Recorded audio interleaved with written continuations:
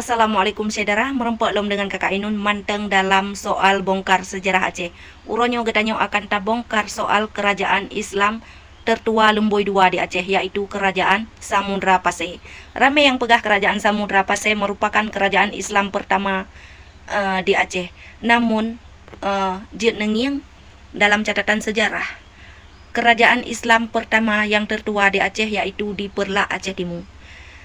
Bahkan kerajaan Islam tedeng di Samudra Pasir, jit ke kerajaan Lemboi II.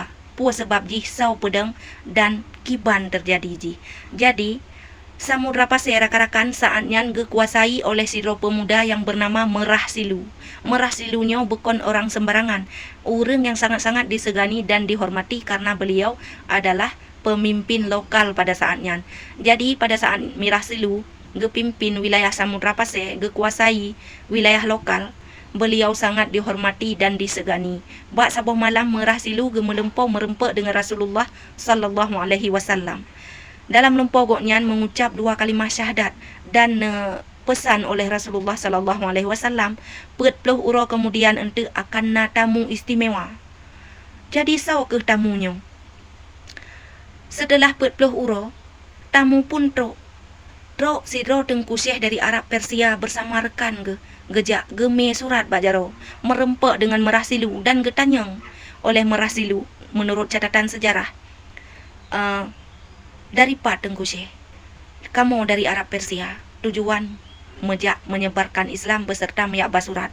Kapet boh benua kamu jak, termasuk benua Afrika, Eropa, Amerika hingga katruk kenau kamu. Golomna so jit baca asal suratnya. Jadi gejuk Mbak Merah Silu, kemudian Merah Silu pun geterima, gebaca lengkap dengan makna gebuk. Oleh nyan batik ke tuha habah Syekh Ismail ke le Syekh Ismail. Alhamdulillah, ternyata di sinau ke letak Serambi Mekah. Bertatepu oleh kata hai Merah Silu. Nyo surat dari Kaabah longcok long melempau ge wajak oleh Rasulullah sallallahu alaihi wasallam. Ge wajak me pada buah benua hingga patah mantang yang dia dibaca sinan ke letak Serambi Mekah.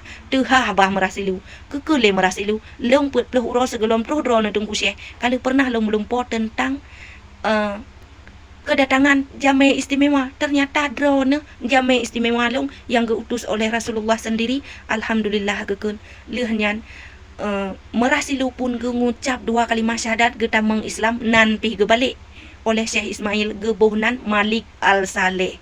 Ya menansinan ke punca, maka tedang kerajaan Islam tertua kedua di Aceh, sedangkan yang pertama tetap di Perlak karena JO lebih awal tedang. Olehnya cerita kerajaan Samudra Pasirnya pakan dikenal lebih JO. Pakan le urang yang pegah kerajaan Samudra Pasir Islam tertua di Nusantara. Betul, karena Samudra Pasirnya uke daripada segala kerajaan Islam yang ada di Nusantara. Mesebab dengan Maulana Malik Ibrahim dan Maulana Ishak. Nah, Merah Ishak ge ikut abang ge adik abang urungan. Maulana Malik Ibrahim ge berangkat u Jawa, ge aba ajaran Islam dan menetap ide jigit ke wali yang pertama rupanya. Ya, tapi Maulana Ishak kan wali goknya, hana tergolong dalam wali walaupun adik abang dua.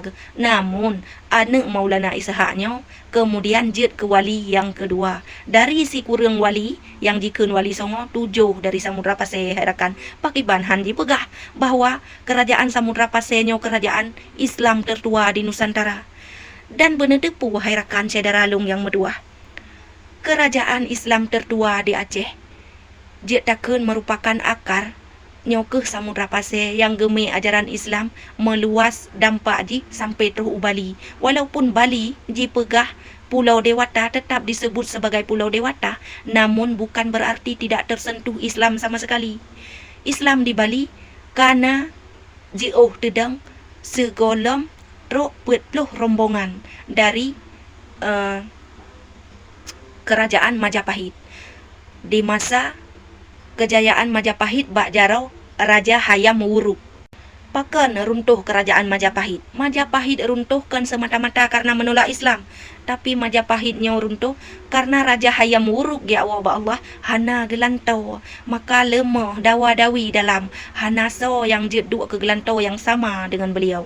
Maka di saat Fatahillah gejak kenan ingin gesebarkan Islam, gepetamang Islam, rame yang tebit berangkat ke di ubali ime pupu yang na jiba segala keperluan dan kitab-kitab suci awaknya yang kaji anut merutuh tun agama nenek moyang Hindu. Jadi jibalah ke di ubali di sinan ke Bali menjadi lebih kuat sampai digelar Pulau Seribu Pura.